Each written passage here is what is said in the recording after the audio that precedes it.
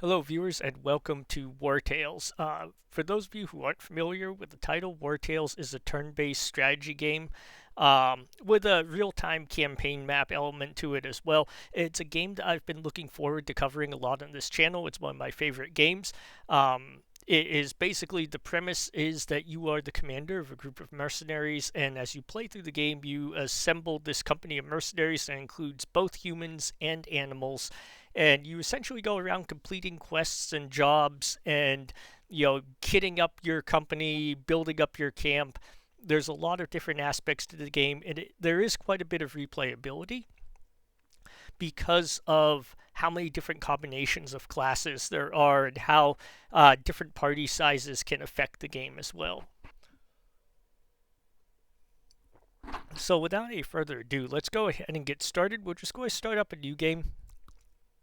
And this first video, we're really just going to go over the character or the party generation process, because like I've said in my other videos, I like to try to keep these as short as possible. And the reason is it just makes it a little bit easier to watch and easier to find. You don't have to click through my video and see a bunch of different advertisements to see the different parts you want to see. Although I suppose YouTube probably puts ads on just about everything, so when you open a new video, you're probably going to get hit with the same thing. But I do think the smaller videos are a little bit easier to watch because they're a little bit more condensed, and I don't know anybody who really sits down to watch a 2 or 3 hour long video. So with that being said, when you start up character generation, or I guess you should say party generation here, you start off picking your destiny. And the first part of your destiny is determining who your companions are. So basically, each one of these options here will start you off with some different starting equipment, might start you with some additional influence, but most importantly is it is going to determine the 4 companions that you start with at the beginning of the game. And this makes a big difference because party composition is important. So there are a few that I consider to be better than the others. The first one that I like is this top one, Apprentice Friends Looking for an Adventure. And the reason is because you start with a swordsman, a ranger, an archer, and a brute, and that is a pretty good spread of classes. They can kind of cover a lot of your different bases because brutes can be very effective tanks. And then swordsman can be either a tank or a two-handed melee DPS. Ranger, you really should read as being a rogue. They basically like a dagger fighter, usually high crit, light armor, that sort of thing. And then archer is self-explanatory. Notably, though, with archers, they are the class that allows you to gain more benefits and to better control your animal pets on the battlefield. So usually you will want to have an archer in your party just to give you that ability, or at least have an archer that you can call upon. Some of these other ones here, I would honestly be careful with some of these classes. Like this one here, you get a lot of melee classes, but you have no range class. And while these melee classes are okay, Spearman is a class I don't find to be particularly effective until you've gotten some of the really good legendary weapons. Or some of the, I don't know if they're considered legendary, but like the good named weapons. And I would much rather prefer starting the game with a range damage class. This is also, the Deserters class is also pretty decent. The plus 10 raw materials is very useful early game because that's what you use to repair your armor. And a lot of fights you're going to have damaged armor. The plus 50 suspicion doesn't really matter. Because you can kind of just stay away from, normally the guards won't really go after you anyway, with 50 suspicion, so it's not like a huge concern. And even if they do, you can kind of just stay away from the guards and stay away from the town fighting enemies for long enough for this to go down to an acceptable level. So it's really not a debuff at all. And the starting companions are quite good. Your warrior is going to be like an axe wielder. They can either tank or they could be a two-handed melee DPS with a two-handed axe. So it's similar to the first option. It gives you a couple of potential tank and melee DPS classes. It gives you an archer. It gives you the ranger rogue. I don't have a lot of use for this one. It could be good, except once again, I don't find a lot. Maybe it's just my luck. I just don't find a lot of good spears early in the game. Now, the advantage spearmen do have is they can attack being offset, which means you can attack without getting stuck in melee combat or engaged. So it's not a bad thing. Um, but I also find like having two of them might be a little bit overkill, although you do get a good tank and an archer, so it's not terrible.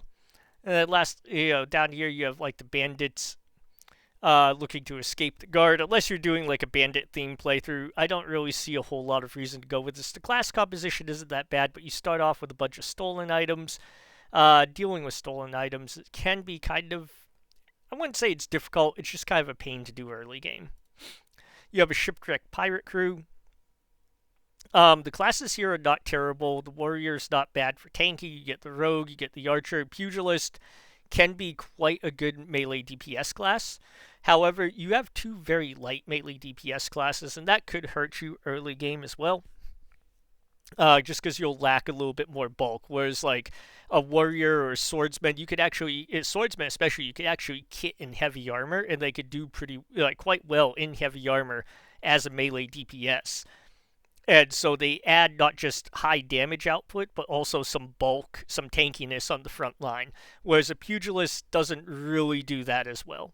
They can, because like they could get some special abilities, but you won't really get those early game because they're attached to some of the higher end weapons that you won't find early game. The other reason I don't like this is the minus 50 fatigue. That means that you're going to have to make your first encampment a lot earlier. It's going to burn through your limited food stocks a lot faster in the early game. As you get out of the early game, food is not really a big problem. It's relatively easy to manage. In the early game, food is a pain, and as you go up into higher difficulties, it becomes even more so. So that is also something to bear in mind. I would generally avoid this with the higher fatigue level. Then you have this one. This came with the Taverns DLC, and this will give you a cooking pot, which is useful. Being able to cook right off the bat is good. However, you will need to buy salt. Losing those raw materials is pretty painful. However, the starting companions aren't bad. Like I said, I'm not a huge fan of spearmen, but they're not terrible.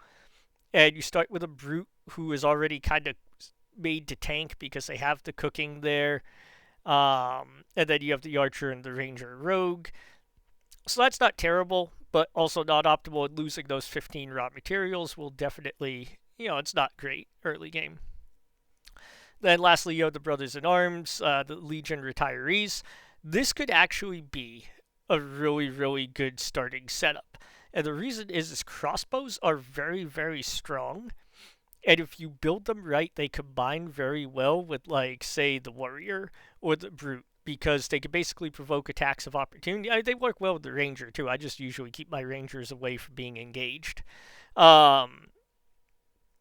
But crossbowman is a very strong class, and you could arguably say that this is probably the best starting setup solely based off of having the crossbowmen in there, because, like, crossbowmen, and you'll see as we go through this playthrough, they are incredibly strong. On my higher end campaign, by level 10, my crossbowman is taking out like 2 to 3 enemies every turn without, like consistently 2 to 3 enemies every turn. And that's just very, very good. So yeah, so those are kind of your options here. Whether you take, I would take either the top or the bottom one. It's really going to kind of boil down to your personal preference more so. I am going to take the top one because I personally feel that, first of all, you don't get a lot of the good crossbows until like level 4 or 5, when you get the pirate crossbows pretty decent. But you also, I really like having the swordsmen. I feel like they are probably one of the best, if not the best, melee DPS in the game, and we'll see why as we go through the playthrough. We hit those first few levels. So we're going to go with this one here, and also plus 30 influence is useful. It'll let you hire another companion just a little bit sooner. So the next step you have here is you choose basically like a party buff. And there's a few options here. I always take the top one, and that's because reducing the speed at which the troops' fatigue stacks is incredibly useful no matter what part of the game you are in. The slower your fatigue stacks, the longer you have to move around and fight battles before you have to encamp and take a rest period. And that's going to be useful for you whether you are at the end game or the very start of the game. Some of these other ones, like cunning fighters, This is not terrible. You do get increased experience, can be very useful, and influence could also be very useful, especially with some of the things that you could do with influence, like negotiating contracts. This could actually be very good in getting you not only more experience, but also more gold because you have more influence to negotiate contracts and get higher payouts with. This one here, incredible resilience plus 10% constitution, is not really that good. I don't find constitution to be a particularly beneficial stat to have. And the reason is in general, like, it's nice to have more hit points. It's better to have more damage. And that's just because, like, 10% constitution will help you, it will make your party tankier, but you're going to be better off in general trying to get more damage so that you can kill enemies faster and they just don't have a chance to do anything to you at all. Excellent. Slap games plus 10% critical damage. This can be useful, but honestly, you only have a few classes that spec heavily into crit. So this is something that would be very beneficial for those classes. However, it's going to be largely useless to the rest of the party. And once again, it's a relatively small number of your people are going to be spec'd into crit and would benefit from this. Lastly, quick learners, experience gain for each profession increases by 10%.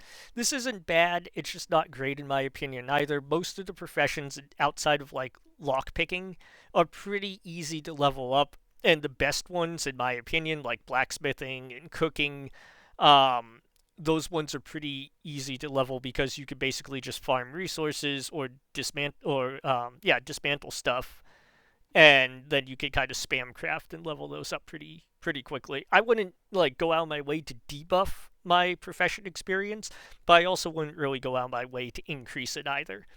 So we're going to go with long walks. Like I said, I feel like that one's just the best one throughout the whole game. Alright, so the last decision we make in terms of our party is a party flaw. This is something that is going to be a debuff on your party. So the first one you have is a somewhat meek appearance. Each companion's carrying capacity decreases by 1. This is usually your optimal choice, and the reason is it has a very negligible effect. You start the game with, I think, like 90-ish carrying capacity and 4 companions. So what this means is like you'll have, well, it actually might be 100 carrying capacity and 4 companions. So this will give you a -4 out of your 100, which is really negligible. And even as you scale up, like one of my high tier parties has 1,000 carrying capacity with 28 members. So I get -28 out of 1,000. So once again, it's very negligible, and it continues to scale at a negligible rate. So this is usually your optimal one because it's a debuff that you will literally never notice. Reduces troops' happiness by 1 during each rest. You could also probably get away with this because it's not that hard to keep happiness high. So this is another one that's not that bad to take. An uncommon bout of bad luck reduces your critical hit by 3%. This one you don't want to take because, like I said, there's only a few classes you build into crit, but every class will benefit from having crit. So you don't want to debuff your crit, especially, even on your characters that aren't built into it, because it is nice when you get that critical hit, even on, say, your tank. So you don't want to go out of your way to debuff critical hit. Hard time getting up. Danger during rest increased by 10%. I've run with this one before. It's not that bad. It's more annoying than anything else, especially when you are like in tombs and stuff like that, or you're somewhere where enemies, put a lot of debuffs onto your party, or your party gets injured. It just creates a really annoying combat situation where you don't have your valor points, and you can end up losing a character that you probably wouldn't have lost otherwise. And then lastly, willpower reduced by 1. This affects your party's morale, and so I would really not mess around with willpower too much.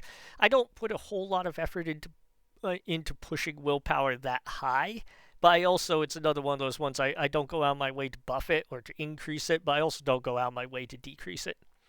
So we're going to go with the reduced carrying capacity. Like I said, we'll go through this whole game, and I will never notice that I have this. After that, you're going to choose your exploration mode. This is essentially defining the difficulty in each region. So you have region locked, which will make it so that each region has a set difficulty level. So it's like a set level of the enemies that you face. And then you have adaptive, which is your enemies, no matter where you are going to scale to you.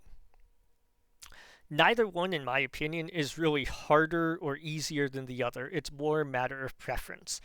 With that being said, I do think region locked, which is how I've played this game before. I have a party that's at level, I think they're like average level 13 on region locked.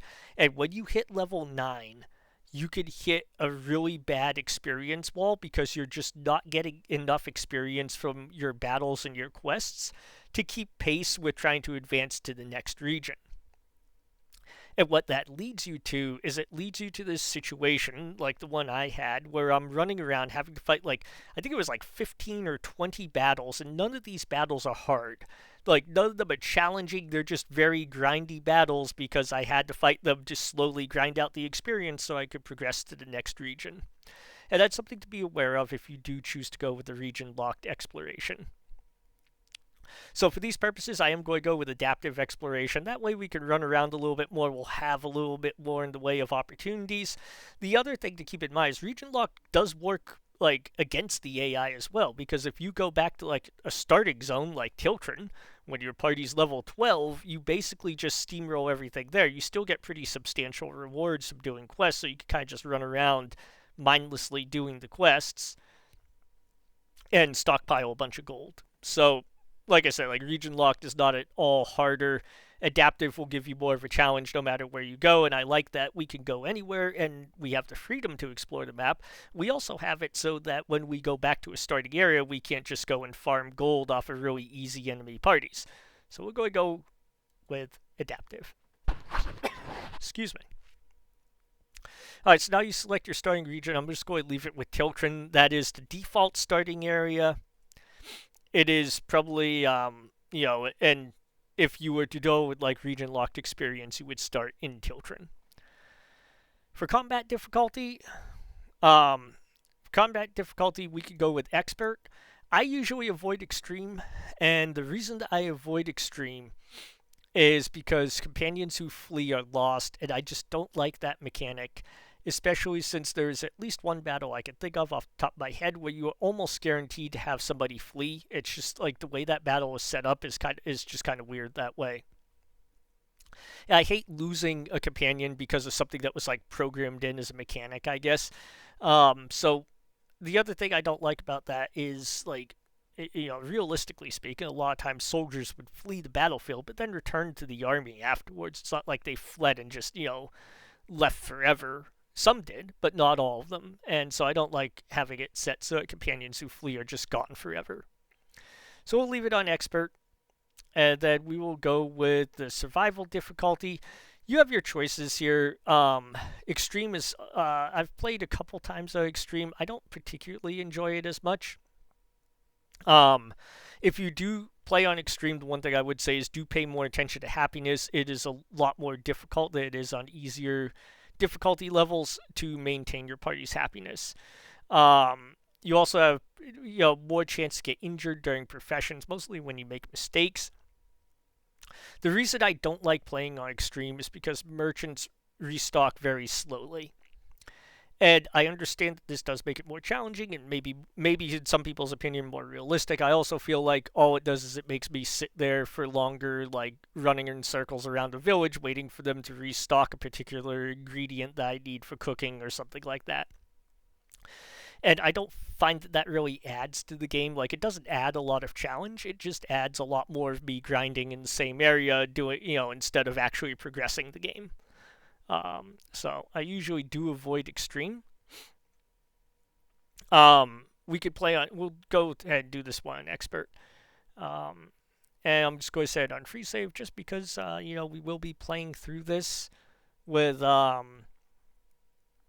will be doing this as a playthrough. I want to have the ability to save when I exit the game. Alright, so now the last thing you're going to do is you are going to pick your party members. And what I was thinking for this playthrough is, what I'm going to do, just to make it a little bit more interesting, is I am going to restrict my party to all female members. And that means that my original companions obviously have to be female. I can only recruit females from the taverns and only recruit female prisoners. And what that does is it just makes it a little bit more challenging because, not only do I have to hope the tavern drops the right class that I'm looking for a companion, I also have to hope it drops the right gender, or I'll have to spend a lot of influence and gold on a contract. So I think that'll be kind of fun. It'll just be a little bit of a, I guess, flavor thing too, flavor and challenge kind of combined, which I think will be good. So let's go ahead here. You could obviously customize like the different looks, the different heads, faces, haircuts, that sort of thing for your characters, which honestly, like for a game like this, for these turn-based tactical games, it doesn't look bad. Like it's not, I mean, it's not like Baldur's Gate level of good by any means, but it's also not terrible. And I do appreciate that. I appreciate they've put some effort into, the character models. We're going to go for a redhead here. I just feel like that's, let's go ahead here. Vina, I like that. That'll work. We'll go with, I think, blue. Blue will be our uniform color.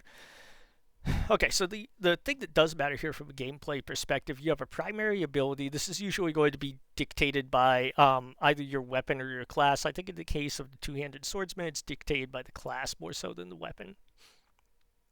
Well, I might be wrong, but no, never mind. Sorry, it is the weapon, because you do have two-handed swords that'll have a different basic attack. And then you have basically a utility ability, and so with this character, with Swordsman, you can choose to start them as a tank or a two-handed damage dealer. I'm going to start her as a two-handed damage dealer. And then for utility, I take Wrath if I'm going for DPS, because having Wrath is basically an execute ability. And having an execute ability is very, very strong. And then if you do get the execute to kill the enemy, you get 50% damage to your next attack. And that lets these two-handed swordsmen that have a very high damage per hit, they basically become like a wrecking ball.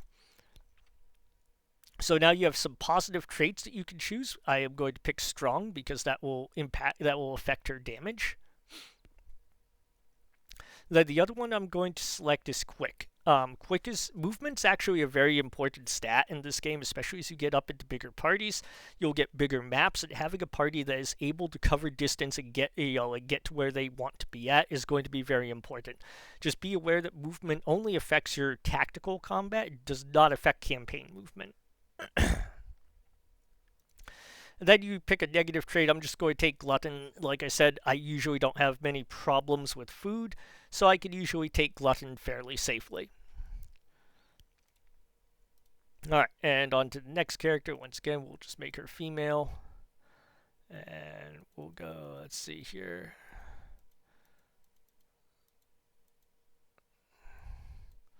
And let's see, let's go with hair color. Let's go with brown hair. There we go. Alright, and then for her utility with archers, you have a couple different options for archers. One, aim will increase their range and also a little bit of their damage. Or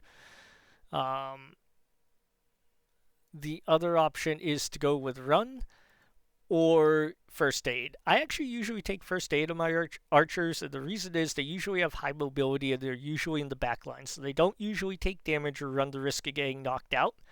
And they can also get up pretty quickly or get to an injured party member pretty quickly to heal them.